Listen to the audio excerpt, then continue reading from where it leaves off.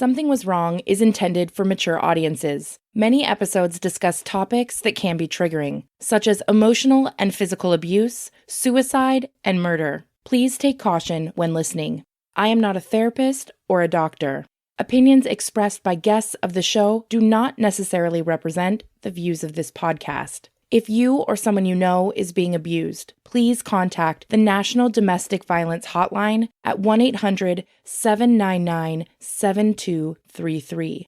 If you or someone you love is experiencing a suicidal crisis or thoughts of suicide, please call the National Suicide Prevention Lifeline at 1-800-273-8255. Thank you. I'd like to dedicate this episode to my baby brother, Bobby. He was murdered 8 years ago today. In his memory, at the end of this episode, there's a cover song I performed with one of my best friends, Isaac, a few years back. The song is by Death Cab for Cutie, one of Bobby and I's favorite bands that we bonded over. I will love and miss him forever. A quick note. The formatting of Season 4 is slightly different due to the unique nature of the story, interviews, and historical significance of the People's Temple and the murders at Jonestown.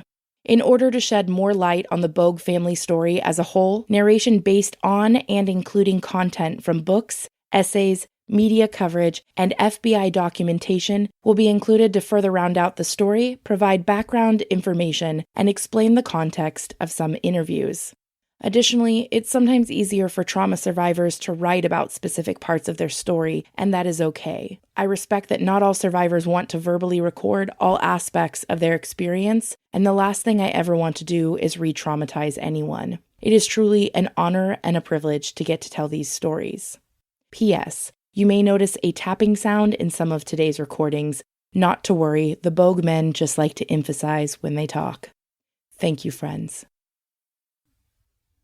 The once good reputation of the People's Temple Church began its downfall as defectors left and started sharing their stories with the media in the mid-1970s.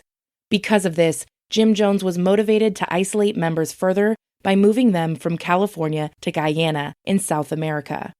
The group's new compound was sold to members as a magical utopia of equality and good works, an opportunity for members to start over and rebuild their lives from the ground up. Defectors taking a stand and leaving the People's Temple impacted families like the Bouges, who saw both the bravery of the people escaping and yet the backlash of the abuse of those who tried to escape. The messaging to rank and file members of the church was clear. Those who leave will be punished. This further tightened Jones' grip on members both emotionally and physically. A few People's Temple members died under suspicious circumstances after defecting from the church. Thom and Jim both spoke with me about a principal church member, Bob Houston, who was found dead in a suspect train yard incident in 1976, 2 years before the massacre at Jonestown. I'm Tiffany Reese, and this is Something Was Wrong. You think you know me, you don't know me well at all. Think you know me, you don't know me well.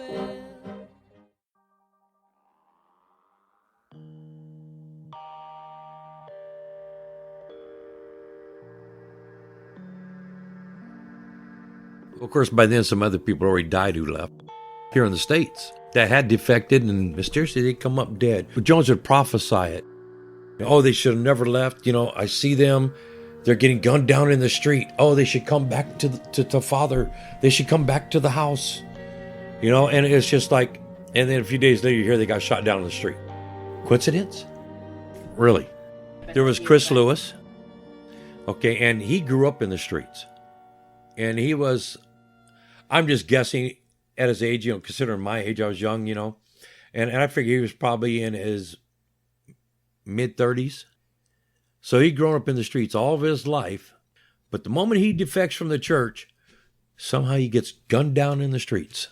Then you had Bob Houston. Jones. Now here's a gentleman who, I don't know just how many years, had worked for the railroad, but many years, many years, definitely journey level. But somehow, after he left, Jones saw him having an accident at the train yard.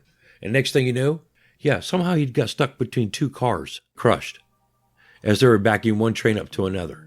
It's like, and you think This guy didn't know to stay out of the way. But that was a direct message to people. We will kill you. So that was so basically, some of the others who did defect, they didn't stay local. They flat out disappeared for many, many years. Bob Houston, he was in San Francisco there somewhere, but he was killed in the train yards. They said it was a suicide, but we know it wasn't.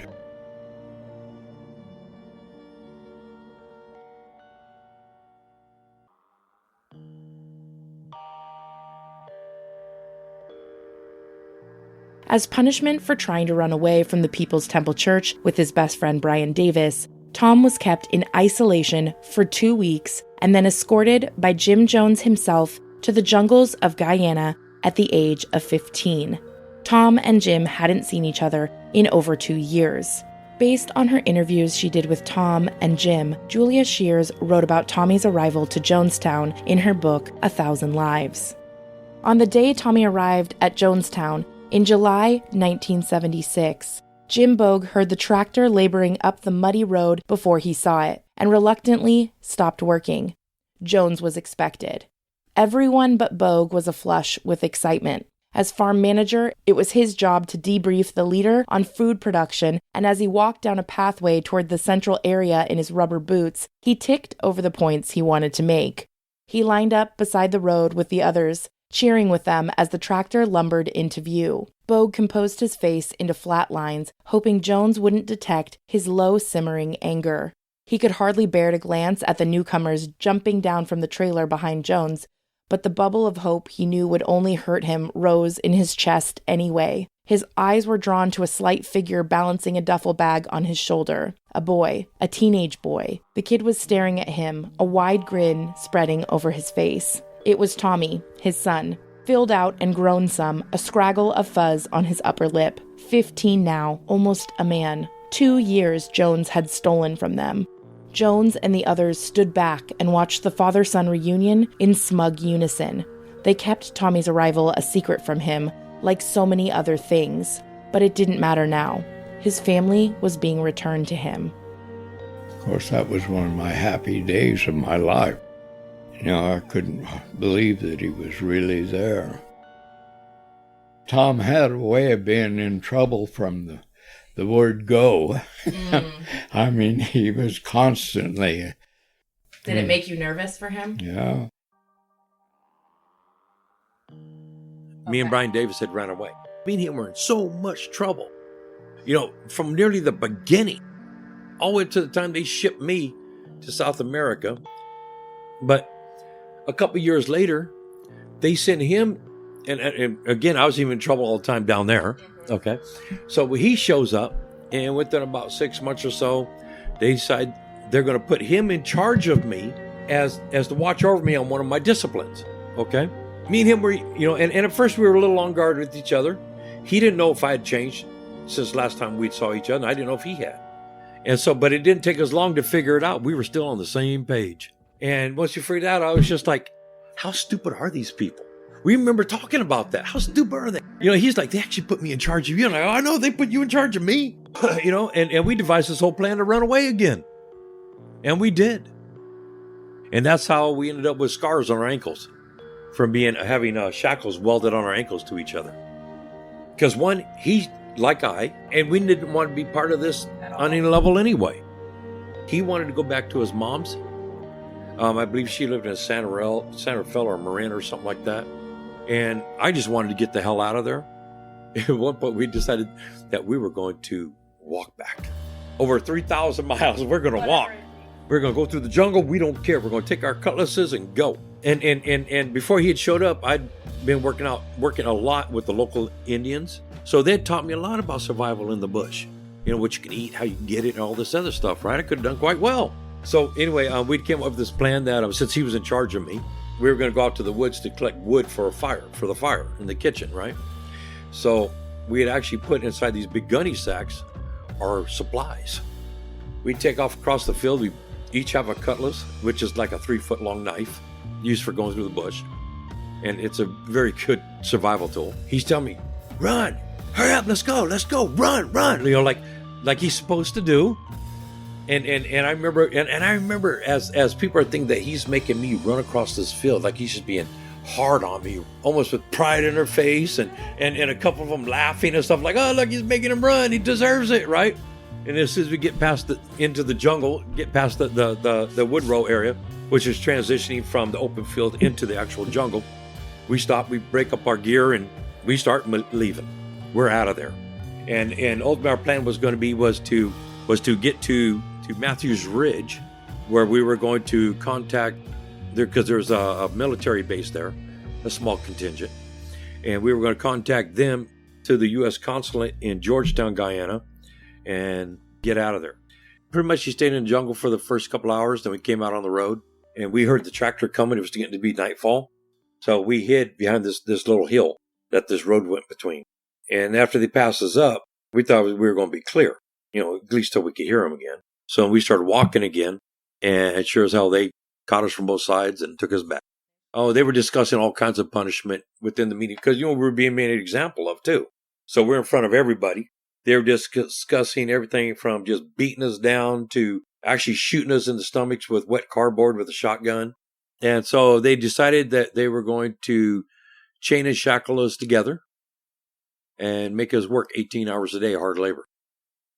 So that's exactly what they did. We went out to the warehouse, and they had made these shackles with chains to put between us, and they welded them on our legs. And then they dip our feet in a bucket of water to cool down the metal, which actually would burnt our skin. And it actually, it actually made deep wounds on both of our ankles. I still have that scar to this day, although it's not nearly as easily seen. But no, that scar is still there. So then they welded out on, and yes, we had to work 18 hours a day. But there's one thing, even while they were doing that I didn't come to appreciate until the next evening when we got done with our first shift. How do you change your clothes? You don't. Nope. So our clothes got washed every day, because that's the only way we could wash. So yes, we had to go out there and work 18 hours a day, cutting with this log and everything. Just a huge log, probably about 3 foot around. And they had somebody supervising us with a shotgun. And they put this one guy, I don't know, he was probably 17, 18 himself, watching over us. And this knucklehead hadn't even been trained with a firearm in any sense of the word. So he's sitting there bouncing it on the ground because he's bored. Right? And sure as hell, about the third bounce, it goes off. Did he shoot himself? No. He came close, though. He came close. He probably came within 12 inches or less of his face. And I remember turning back, well, that answers one question. It's loaded. So, yeah, they came out there. He actually ended up on a disciplined crew himself over it. And then they put somebody older with a shotgun watching over us after that. But I can't say this also. During that time, we ate the best of anybody there. And that was Jim Jones's wife who made sure of that, Marceline. Because it's like, you can't have these kids working like this and not give them the food to do it with. You'll kill them. So anyway, so yes, we ate better. We're probably the only ones that actually got eggs and meat. And so we were the initial two that formed the discipline crew, which grew later.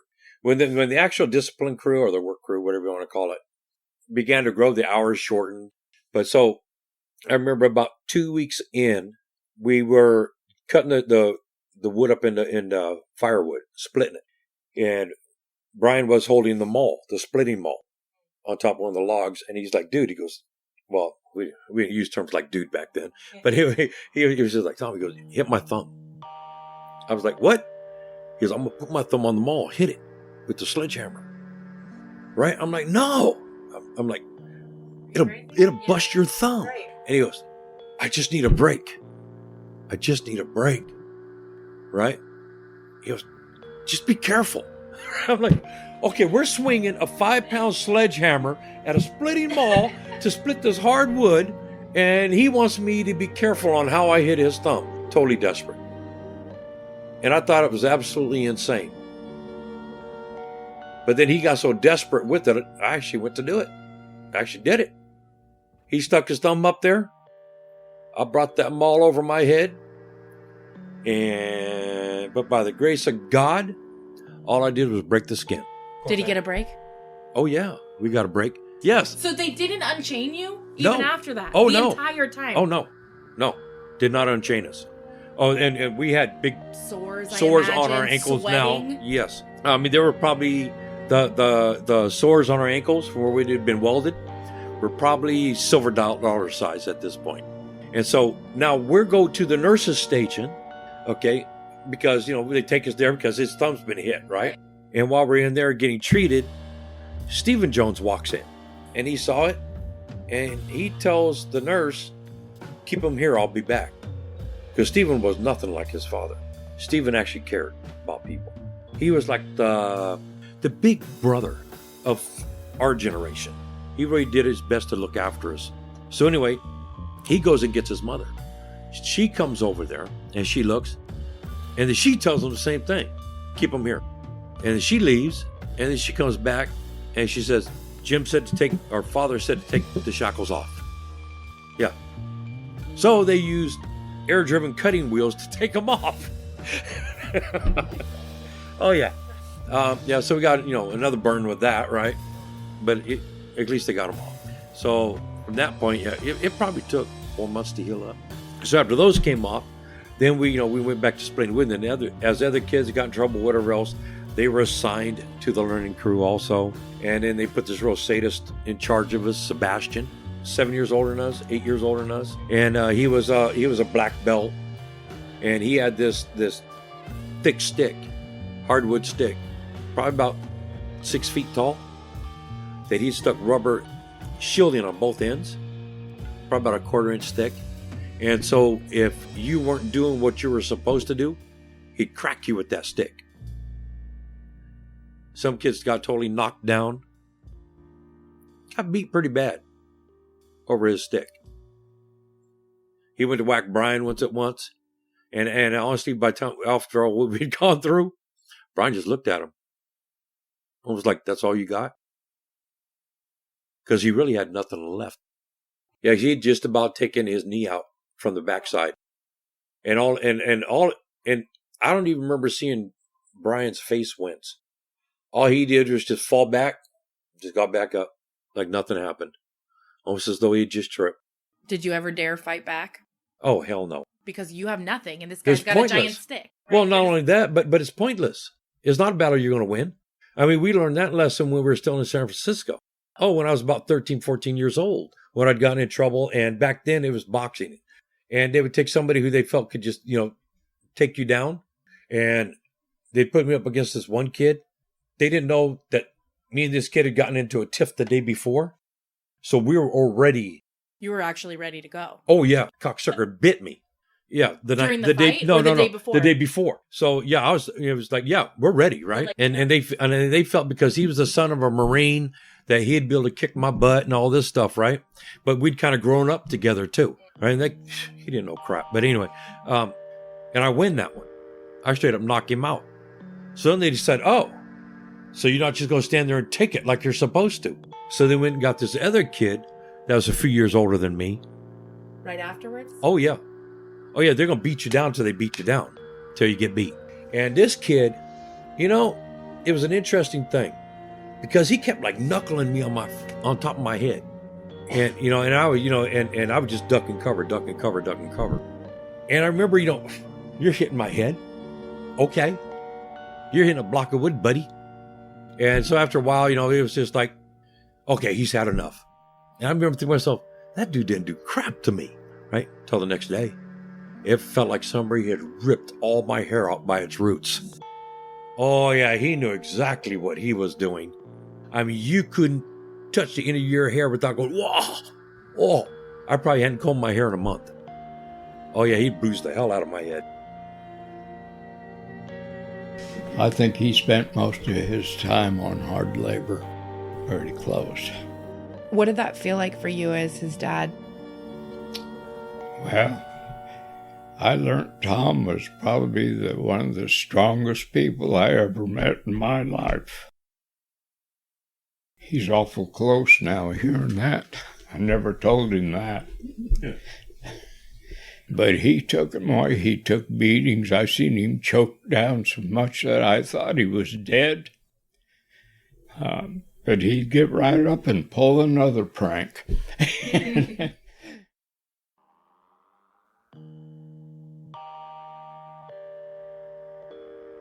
A lot of people don't consider Jones very bright, but he was an extremely brilliant man. Things he did, he knew medicine inside out and upside. But a lot of people just don't never want to print that part about him too much. But he was an extremely brilliant man until he got on drugs. And he probably always was on drugs to a certain amount, but I don't know. But down there, he just got sloppy ass. Of course, he had his young girls that stayed there with him most of the time. But no, that project could have worked.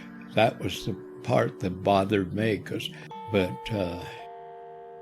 it wasn't to be. It seems like you said he was the actual detriment to his own self, because it's not the work of the group that... No, but the group supported him. Do you think blindly? Blindly, a lot of them did simply for his attention. And of course, he weeded them out right away to get that inner support from the support of the other people.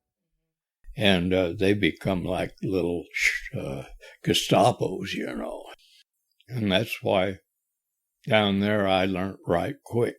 I said, "Oh, Jim Bouge, you better get yourself some smarts." And I did, and most days I was away from the general group. I become a mining person. We knew there was gold there because the Guyanese was finding gold all over the place. Did you guys ever find any? No. Well, we just used that for an excuse. I had two buddies, and they probably heard about the Indian ones. We would take off every morning, and we'd stay gone. Oh, I went through some periods of feeling sorry for myself. I can imagine why. I mean... Do you feel like you sort of just had to be neutral? No. On the outside, you went with the group. On the inside, you went... you felt sorry for yourself, or you felt degraded, or... It kind of... And of course... You would do the best you can so that you wouldn't be put in trouble. Was it ever hard to contain yourself? Like physically speaking? Well, yes, but you got to the point, you was only going to make the matters worse. But the main thing was to stay ahead of the crowd. These two Indians, they were dad and son. They were great guys. So you had people in the church that you were close with, do you think? Them too. And... Of course, my physical condition went down pretty bad. And Tina and Juanita, my two daughters, they were both there, and they would steal eggs so we could boil them. They'd feed them to me because they was afraid I wasn't going to be able to have the strength to get out of there. So a lot of us had opportunities to do Jones in. I mean, a lot of us.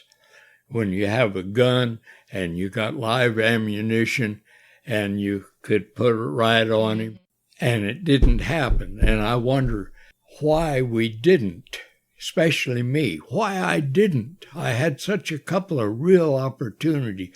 I could have blowed him right out of that chair, and why I didn't. Do you think because you were afraid of how the other members would respond to you? No, I don't think any of us ever thought how other members would feel about anything. No. Yeah, because I can see that night just as plain as if it was yesterday. I'd laying there with that high-powered gun and all, just a short distance away. Why I didn't. And when I got home, I'd have dreams about getting him with a pitchfork. I remember my father telling me 3 months beforehand, "You've got to stay out of trouble." He goes, "Because when time comes for us to leave, we've got to leave. Because these things are going to be all put in place."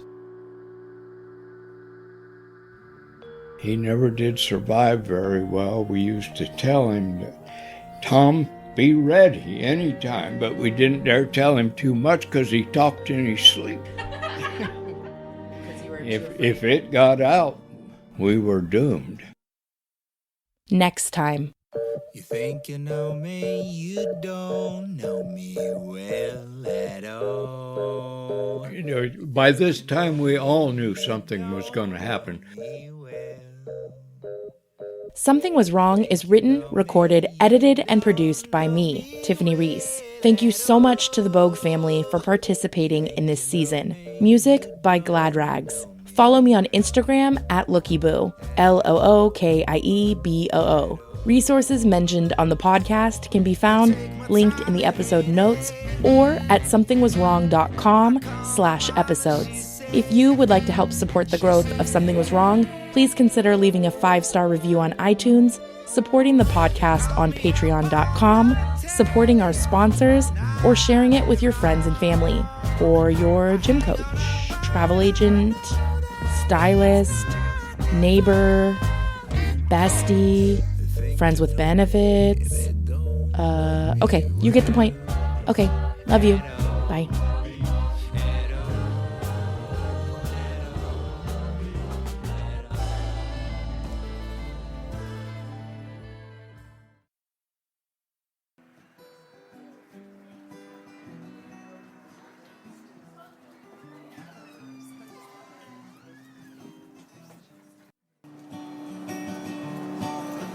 Heaven and hell decide that they both are satisfied.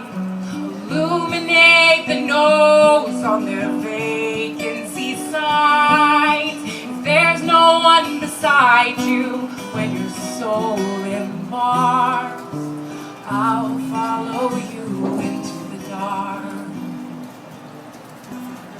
You and me, we've seen everything to see. Bangkok to Calgary, the soles of your shoes all worn down. The time for sleep is now. There's nothing to cry about. So hold each other soon. Blackest of blues.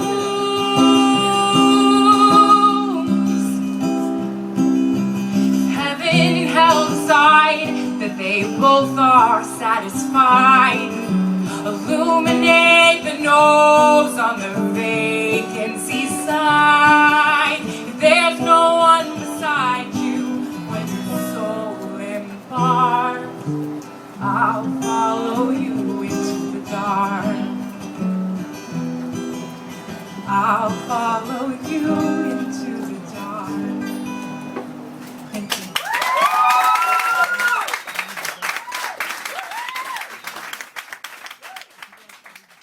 The Big Carl with 2 charbroiled beef patties and melted cheese is a big, meaty meal. And with 3 juicy patties, the really Big Carl is back for an even bigger, meatier meal. The Big Carl and Really Big Carl at Carl's Jr. Feed your happy. Available for a limited time at participating Carl's Jr. restaurants. Price of participation may vary.